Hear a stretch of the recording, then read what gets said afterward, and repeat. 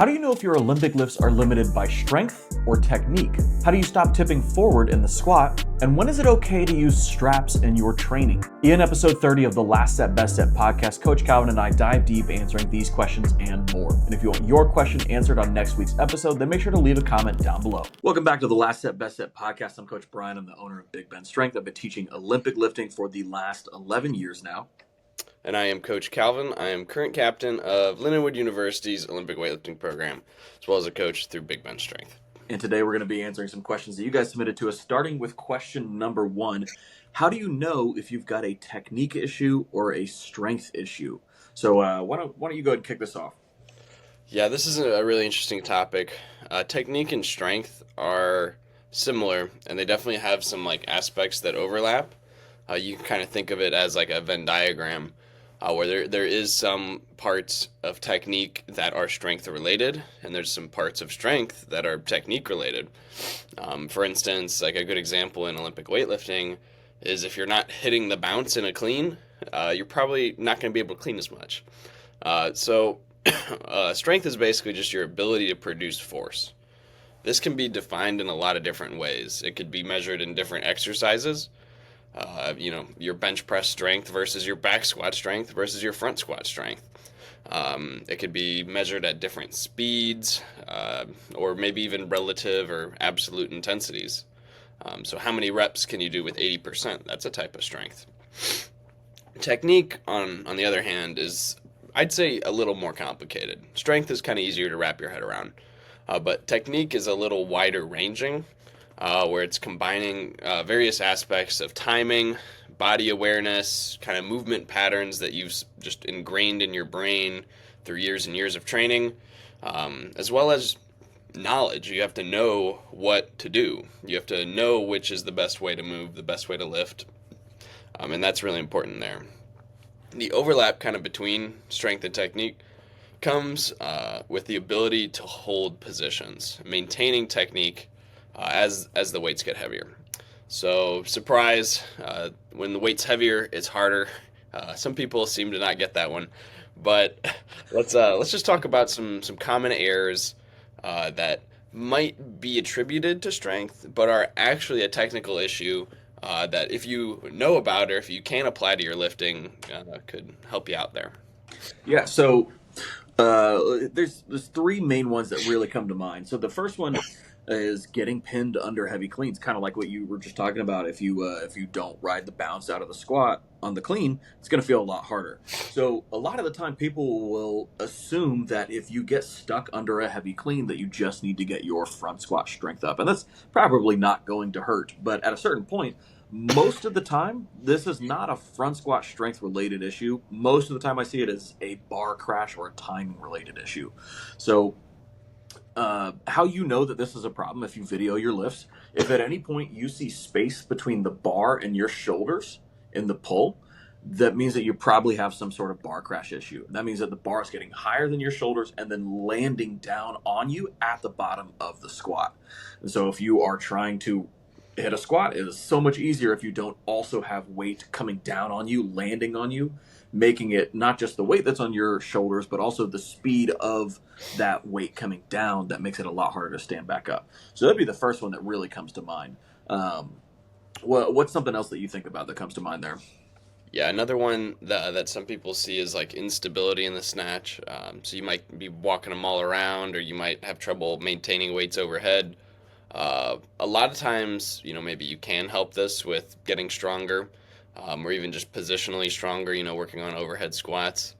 But a lot of people, what might look like instability in the snatch, maybe they're running the snatch forward, that's the big one here, is maybe more of a bar path issue. So if you are kicking the bar out forward, and it's looping back, this horizontal movement, whether it's staying out forward and you got to really stretch kind of forward to try and catch it, or it's looping back into you really hard, it's just going to wreck your lifts, and it's going to be really hard to stabilize it when there's so much back and forth happening. So if you have a much more vertical bar path, straight up and down, you might not look like you're that unstable. So that's something that You kind of see a lot. Like that's something I've dealt with in my snatch, something that I've had to fix, is getting my bar path to not swing out away from me as much. And what looked like, maybe I had trouble stabilizing overhead, now probably isn't an issue. I'm actually very strong overhead when the bar is in the right spot. Yep. And that's the key right there for sure. A lot of people will try and solve that as a stability issue when really it's just a bar path issue, it's just a technique issue. It's a lot easier to stabilize just up and down instead of also having to do up and down and front to back. So that's kind of something I would think about there for the snatch. And then one other one that is often an issue in the jerk is press outs. Press outs are sometimes attributed to lockout strength or pressing strength by kind of newer lifters and coaches.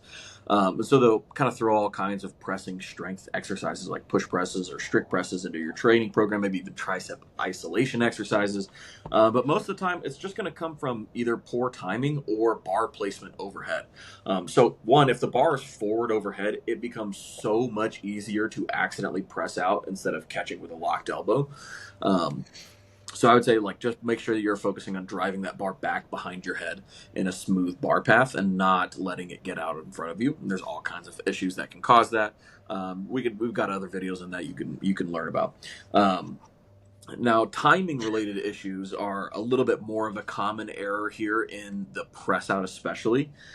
So the most common causes of that are usually going to be pressing the bar up with your arms instead of using your legs to launch the bar, right? So if you're pressing too early, then you're going to lose out on one, the leg drive that comes from it, but two is the extra speed that finishes that lockout. So a way that I like to think about this is legs drive the bar up, arms move the body down. Not quite as simple as that, but pretty broadly works very well. If you are using your arms to move the bar up and not to move your body down, then you're going to have some sort of you're usually going to have some sort of press out issue. So with that being said, let's go ahead and talk about some technique errors that are actually most of the time caused by strength limitations. Why don't you kick us off? Hey guys, quick interruption because I'm excited to announce the dates for our third annual summer training camp. This summer, Coach Calvin and I want to invite you to come train with us in Tallahassee, Florida from July 23rd through the 27th. We'll have double-day workouts, a visit to the FSU Sports Performance Lab, an ice bath, breathing, and sauna workshop, and of course, 2 exciting max out sessions on Saturday. You'll have the option to come in for the full 5-day experience, just visit for the weekend, or if you can only make one day work, you can pick a day pass for any of the days. You can grab your spot and save $50 on registration when you use the discount code LASTSETPOD at checkout. All right, back to the show. Absolutely. So something that is super common is the hips rising early. This is a big sign. We're going to talk about this later in the episode, actually. But this is a big sign that you might have a weak back or weak quads, or you're just weak in those clean deadlift style positions. This can also happen in the snatch. You might be weak kind of in those snatch deadlift positions. You just cannot hold those positions with the weights that you're trying to do. Essentially, it's probably a strength limitation. On a rare case, this could be maybe just a technical misunderstanding of how the lift should be performed. But it's a lot easier to deadlift, kind of like conventional deadlift the lift, than it is to hold the really good clean positions that we want to have. So making sure that you are pushing with your legs off the floor, perhaps, maybe adjusting your start position. Maybe your hips are too low and that's what's causing this. Mm-hmm. And then you're not trying to rush that first pull. Are all kind of like technical aspects, like I talked about with the Venn diagram. Like, this issue is going to be a Venn diagram of like, oh, do they just not understand that you don't want that? Or do they know and they've been working on it, they just can't do it? Like, no matter what they focus on, pushing with the legs, they just are too weak. It is really just a strength issue. Definitely, I very much recommend doing clean deadlifts in your programming. A lot of weightlifters might not do these. They might just do clean pulls after cleans, that kind of thing. But I think having clean deadlifts as a main strength lift, kind of similar to doing a back squat or a front squat, is really important to build that positional strength that will really help, like we talked about, holding positions in those heavy lifts. Absolutely. And just personally, I'll say that, like, I have found the clean deadlift to be a lot more useful for fixing this issue than just clean pulls, because I really found that my back was pretty dang weak, and clean pulls, because they're just usually a little lower rep, don't really target that quite as much as the clean deadlift does. And so I would recommend clean deadlifts in any weightlifters program, absolutely. So another technique error that is often attributed to strength is missing snatches behind. So that's an interesting one. We already talked about that as a previous error that people think might be strength, but is technique. It's very similar. So let's go ahead and say, first off, 9 times out of 10, missing snatches behind is probably a technical issue, probably a bar path issue of looping away from the body or looping back around to you.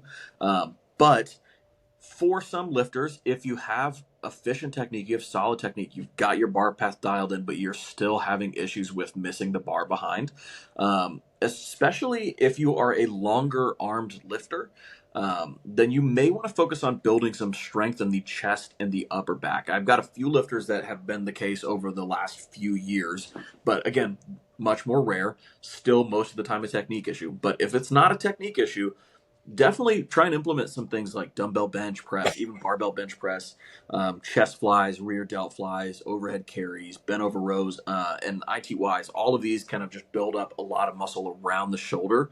That does seem to help stop the bar from going too far back, even when you've got a pretty solid bar path. Yeah, for sure.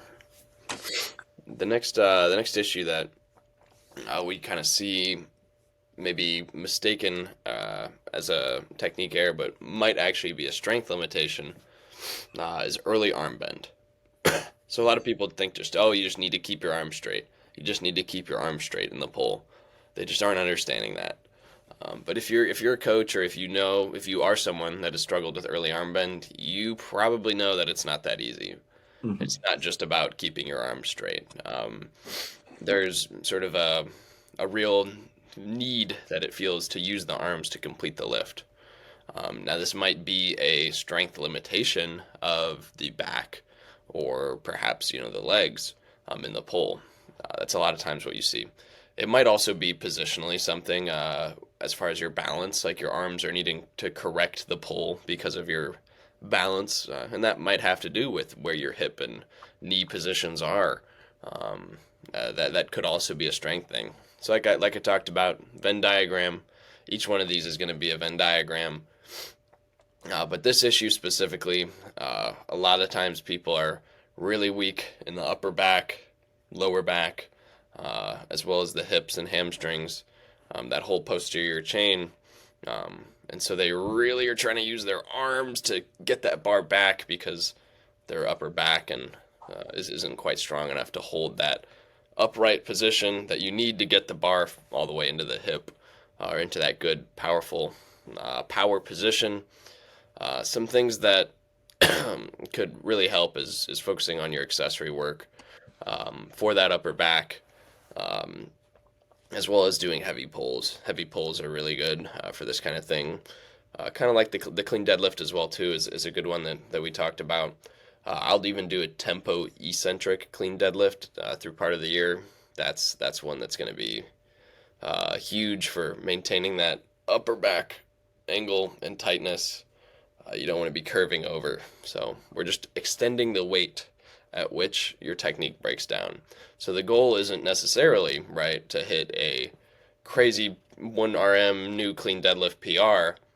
The goal is to take 150 clean deadlift is where your technique starts breaking down, your back starts bending, your arms become a little more loose like that, or you kind of like hunch over, right? We want to take that from 150 to 170, and then probably your 1 rep max increases, or maybe that is your 1 rep max. A lot of people, they can pull more off the floor, but their technique just breaks down. So we just want to increase the point at which that technique breaks down so that in your Olympic lifts, it's more submaximal. Yeah. Yeah, 100%. So just kind of recapping this question here, how do you know if you've got a technique issue or a strength issue? A good general rule of thumb here is if you know what you're supposed to do, and no matter what you've tried technically, you can't seem to do it, it's probably a strength issue. But more often than not, people don't exhaust all of their resources on trying to make sure that the technique issue is just they need to figure out how to do it. So make sure that you are truly dialing in and trying all different kinds of ways to focus on this as a technique thing, because that's going to be the easiest low lift way to make sure that this problem gets solved before you have to adjust your training program to focus more on strength to solve a lot of these issues, because strength takes time to develop, takes time to see the benefits of those results. But technique things oftentimes can just be a light bulb moment that actually are somewhat easy to solve with some creativity. So make sure that you're approaching this, I think, first from a technique standpoint, and then trying to assess whether we need to adjust the program for strength rather than biasing towards just defaulting to assuming everything is a strength related issue. Taking a quick break from the episode to let you know about the OlyStrong team. The OlyStrong team is my online group coaching option for lifters who are looking to improve their technique, get strong, and set PRs. It includes your choice of 3 or 5 days a week of workouts, daily video feedback, and unlimited coach messaging to ask as many questions as you'd like for less than $1 a day. If you're ready to get started, then click the link in the description below for a free week trial today. All right, back to the show. Question number 2, how do I fix my hips rising early in the squat? So first thing, there's kind of 3 main things that we're going to talk about with this. 1 is technique, 2 is training to technical failure and not muscular failure, and then 3 is addressing your training program. So first things first with technique. The biggest one that I see a lot of people struggle with, especially in a weightlifter style squat, which is high bar and with some sort of a bounce to get out of the bottom, is the bounce causes a lot of people to have that tip forward issue, right? So if you're not used to training with a bounce, you'll hit that bounce, and then the first thing that'll happen is the hips rise and the shoulders drop. So we want to make sure that we are, 1, expecting that and planning for it, and not just relying on the bounce to get us out without figuring out how we're going to continue getting out. So some technical things that you can do is, 1, just make sure that you're prepared for the bounce, and that will change the position that you're in a little bit, and you have to try and resist that. But what are some other things that people can look at here technique wise? One thing that can help is thinking about like pushing your knees forward, or leaving them forward. A lot of people will tip over and their knees shoot back, and you see that Right. their kind of like angle of their shin just goes straight forward or straight up and down. We want to keep those knees forward, and even let it be maybe a little slower. It's going to feel faster. It's going to feel like you're moving the bar faster if your hips rise up early, because your hips are moving. But think about where the bar is going. It's going nowhere. It's just your hips moving. Right. So we want to keep those nice upright positions, even if it's a little slower, even if it feels slower, and you want to hit that sticking point that you kind of grind through with those good positions, because it's what's going to help your weightlifting. Remember, we're squatting for weightlifting. We're not squatting to squat at a certain point. 100%. And then there's kind of another cue that I like for this, one that has really served me very well, because this is exactly how my squat breaks down, is drive your back into the bar. So rather than thinking about pushing with the legs or using my legs to squat, I think about hitting the bounce and then pushing my back straight up into the bar. And that has really helped me hold my positions a lot better. But you kind of take that even a step further and really focus on head position. What are your thoughts there? Yeah, so your whole spine is connected, obviously. So if you're losing it at any portion of that, if your head is looking down at the floor when you hit the bounce in the squat, everything else is just going to follow your head. Everything's just going to follow your eyes, follow your head. Um, and so this is like, you might even see some lifters in really heavy cleans look up as they hit the clean, as it will really help you maintain kind of an upright position. I'm not saying to hit the bottom of the squat and then look up, but if you notice yourself tip down, it might be helpful to force it kind of in the same position that it already was in. Something else this brings up an important point, that kind of like that whole kinetic chain of your whole body, especially in the posterior chain when we're talking about this question. It's all connected. And so you have to stay really tight throughout that whole, kind of portion of the lift. You might have your arms really wide. You might see some people with really wide arms in the squat. And so what this is going to do is make your upper back a lot like, less able to push into the bar there because you're just so far out. Um, that'll fold you. You could have issues, with like kind of the lower back region. For instance, if you're not bracing well, you got basically just your spine in that like lower abdomen area. So you have to brace really hard to create tightness in that area. If you're not bracing very well, you might lose that lower back and that'll cause you to tip over. So you got to basically stay tight and rigid throughout that entire back side of your body, or else you're gonna that bar wants to be forward, it wants to be on the floor. So that's a very important concept there. That's a great point. So with that, one thing that I've noticed watching a couple lifters, and I've talked to them a few times this week about it, just with some different people, is when we're trying to work on correcting issues like this, like the hips rising early in the squat, or even similar, the hips rising early in the front squat. We have to know that during volume phases of our training, when we're really trying to kind of take the time to correct a lot of these issues, is that what might feel like you are going to be training to absolute failure is actually training to technical failure, right? So we want to try and push the limits on how far we can go, where the lift feels like it's going to be a missed lift, or it looks like it, especially on the outside. It looks like the lift is going to be a missed lift, but you're fighting so hard to just stay in the positions that you want to be in, rather than the lift would probably feel a whole lot easier, especially if you struggle with this a lot, rather than coming out of the bounce and then just letting yourself tip over even just a little bit and then correcting after that. It feels so much easier to do it the wrong way a lot of the time, especially if you've been training for a long period of time, where even just a little tip forward and then you can correct it afterwards gets you through that sticking point faster. But remember, the goal in this is to make sure that we are squatting to have carryover to our Olympic lifts. So we have to train basically to that technical failure of right before you get to the point where you're going to tip over, fighting through that position where it looks like it's going to be a failed lift, and then you just keep grinding through that and it'll go up, right? Where I think sometimes people just try and push the muscular failure, and then they'll end up having a lot more technical breakdown, and a lot less carryover to their Olympic lifts. So with that, let's go and talk about a little bit of programming here for this technique issue. What are some things that you think about would help here? Yeah, one big thing that I use in my program that I give to my athletes is tempo squats. So just slowing down on the way down is going to really force you to think about your position.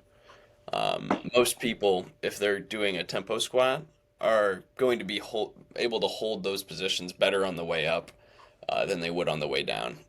So we're kind of like taxing and limiting that.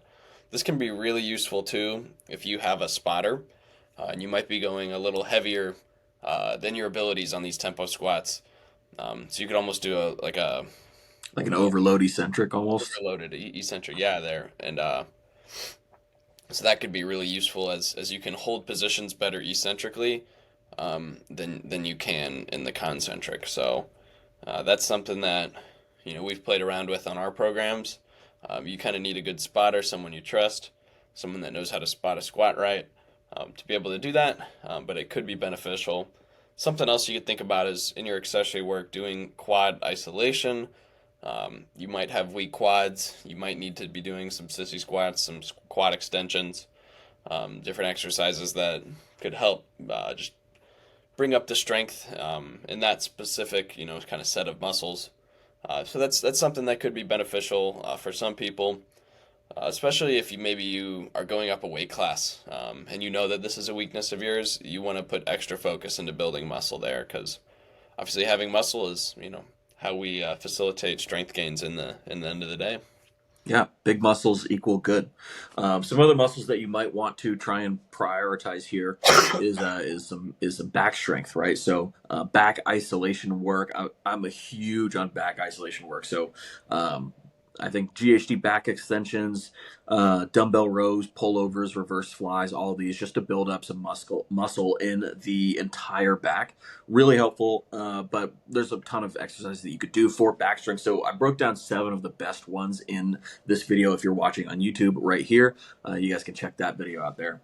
Hey guys, quick interruption to the video to tell you about my 12-week weightlifting program. This program is something I put a lot of time and effort into, so be sure to go check it out. The program takes you through a few weeks of volume, strength phase, and then finally ends off with a peaking phase, ending out the program. It comes with a demo video showing you how the program works, how to use it, as well as exercise videos for all the complexes that are used throughout the program. Be sure to go check it out down below, and let's get back into the video. Question number 3.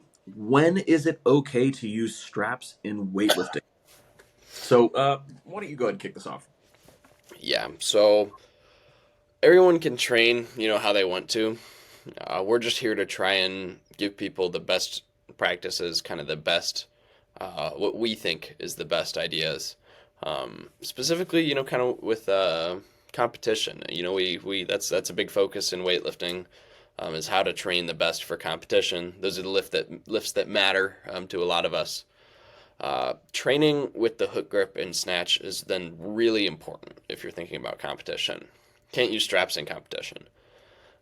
There's really a different feel of the bar in the hands and overhead. And I honestly do know some really good weightlifters who train with straps up until even just a few weeks before their competitions. Then they drop them off and get used to the hook grip again. I really don't recommend this. This might be a strategy to use if you're 10 years into weightlifting. But I think using the hook grip, you really want to practice that. You want to practice even just how you're wrapping your thumb tape. You want to practice a lot of things like that. So I think over-relying on straps is not a good thing. You want to have some balance in your training like that. You don't want to be all or nothing. So using them on a complex, for instance, throughout the week, but not using them on your main snatch day. That's a good way to make sure you still know how to use the hook grip, especially in a specific way that relates to competition a little more. So yeah, what's some situations you think that maybe straps are okay for? So I've got 6 situations that I think straps are okay to use them on. So the first one is going to be heavy deadlifts. This is really great, especially if we're trying to focus more on building muscle in the legs and in the back and not letting yourself be limited by just your hook grip or your thumbs, right? That's one instance that makes sense. But again, there are some times where it makes sense that you should be doing your heavy, clean deadlifts or snatch deadlifts with just straight hook grip. If we're starting to, maybe we're at weights that are snatchable or cleanable, that's also a great time to put them in. Like, it's okay, but for the most part, if I'm doing heavy deadlifts for weightlifting after I do snatch and clean and jerk, then I'm gonna wear straps for the heavy deadlifts. Instance number 2 would be, like, most of the time weightlifters are throwing straps on for pulls. If you're doing snatch or clean pulls, I don't recommend doing them all the time, but if you've got really either really high rep or very heavy pulls, then using some straps now and then is okay.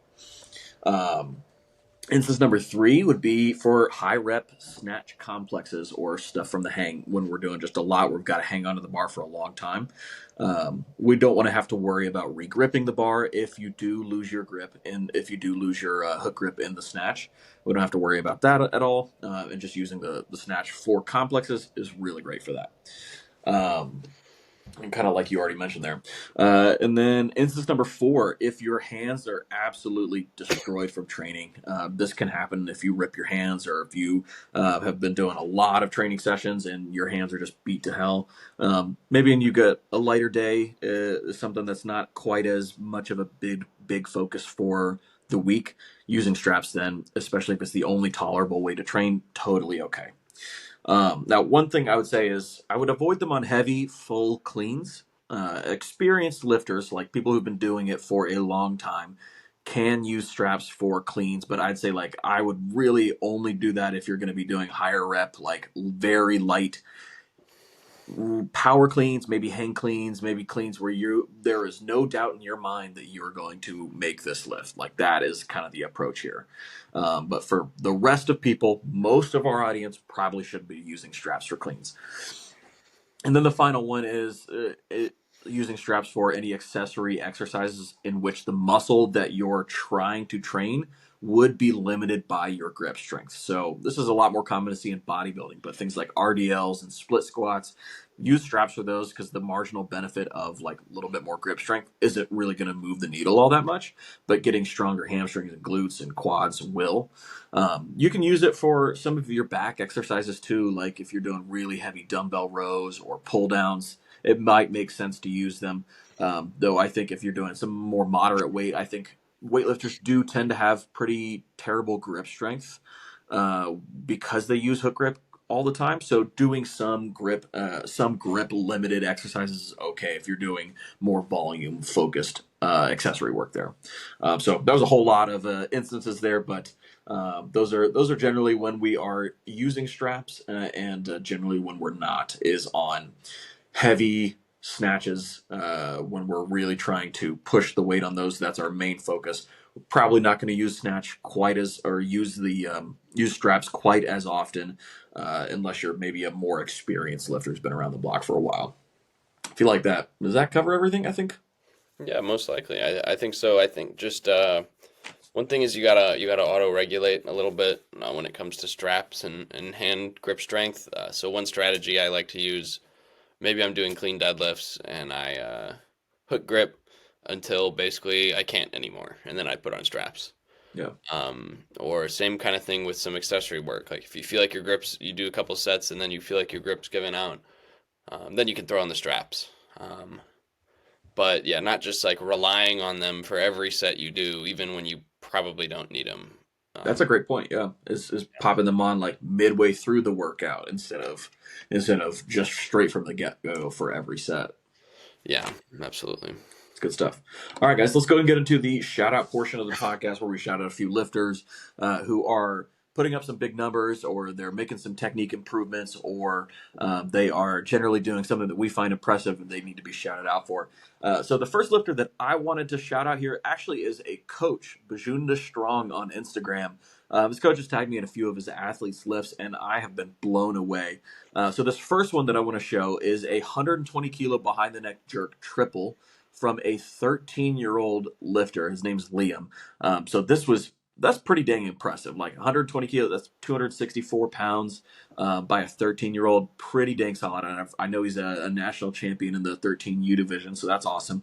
But then the second lift, and this one really blew me away, was a 210 kilo or 462 pound front squat triple from a 16-year-old lifter named Baron. So, I mean, that's a huge front squat triple. That is ridiculous, especially at 16. And then also you can see he's holding his positions really well. He's really fighting to keep his chest up on these. It looks great. So Coach Will, he's obviously doing something impressive over there. And I know that he's got he was mentored under a legendary coach, Gail Hatch. And so that's, I think, the program that they run or the system that they use here. But for anybody who's in the Baton Rouge, Louisiana area, you guys should absolutely go check them out because he's building champions over there. For sure. All right. So my first shout out is going to be none other than Mom Lackey. So on the recording of this video, it is Mother's Day. I want to give a big shout out to my mom, somebody who doesn't do weightlifting, but happens to watch every single one of these podcast episodes, actually. Someone who's came to all of my competitions to support me. Been a huge help, financially, of course, but just supporting me and not holding me back or telling me I couldn't do something when it came to goals, especially in weightlifting and life. So without my mom, I wouldn't be where I am today. In other kind of news, she's been super consistent over the last year in the gym. That's something that she hadn't really done previous in her life. And so adding in resistance training, she's even to the point where she's doing barbell back squats now. And I'm really excited to see, with her health and fitness, where she goes there. But just a big shout out, a big thanks to her for everything she does. And I'm going to go ahead and ride the coattails of you shouting at your mom and shout out my mom, who has over the last year gotten in the best shape of her entire life. to the point where she texted me the other day that she has abs now. My mom is in her 50s, so that's pretty dang impressive. So I'm gonna shout out my mom on here as well. The next lifter that I'm gonna go ahead and shout out, Stephanie Griffith. So we caught up with her at the Florida State Championships, and she won the women's youth 76 kilo weight class, which is a really competitive weight class over there. And so at States, she made this 64 kilos in the snatch, but then she missed her attempts at 68 and 69. So a little bit of a rough snatch day. But she made it up in the clean and jerk. She had 80 kilos in the clean and jerk, which is a 3 kilo PR. And I know is a number that she's been kind of chasing for a while. So I wanted to shout out Stephanie because I first met her at a local meet here in Florida. And since then, she's been pretty active in our Discord group. She's posting videos of her lifts to get some feedback. She's asking questions about kind of what accessories or strength stuff she should focus on in her training. And so it's been kind of cool to see that pay off. And at this point, she's now a Florida State champion. So that's pretty awesome. And if you're watching this, you guys can join our free Discord group. We'll post videos of your lifts. We'll give them technique feedback on them. You can ask questions about your programming, and you can kind of get advice on things like how to prepare for your first meet. I know we've got nationals coming up, so that'll probably be a big question for a lot of people. Yeah, go ahead and join that Discord group. It's linked down in the description below. All right. Who else is making a lift like this look so easy? Blaine Brooks with a 190 kilo, 419 pounds clean front squat and jerk. So Blaine weighs about 94 kilos. So pretty much where the new weight class is at. This is an absolutely massive lift, and it's sure to earn you a medal like, at any national competition in the United States. But adding in a front squat in there just makes it that much harder. One thing I noticed about his lifting here is how he's kind of making some noise. He's really grunting, kind of getting loud on these, kind of screaming even. I really think that's important at a heavy weight. When aggressiveness in weightlifting is so important, to make some noise right at that last moment of extension where you need to be really powerful is super important. Anything that can kind of give you a little edge, an extra kilo is really important, where in a sport that every kilo matters. It can really add up over time. So good job to Blaine. Keep up the good work. It's a massive lift. Yeah, and Blaine brings so much energy to his training and competition that it's like hard not to also get excited about your own training just watching videos of him lift. So shout out Blaine, that's awesome. All right, guys, we're going to go ahead and wrap the podcast there. Calvin, where can people find you? At Calvin Lackey 81 kg.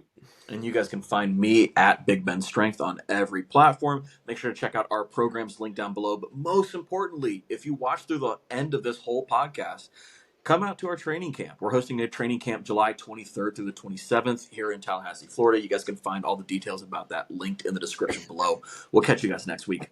Bye. See ya.